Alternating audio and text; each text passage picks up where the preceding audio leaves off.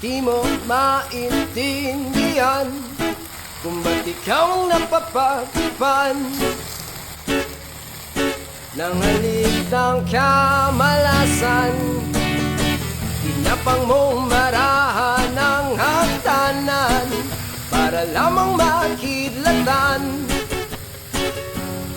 sa kaitaas-taasan. Ngunit kaibigan, huwag ka magpapasindak.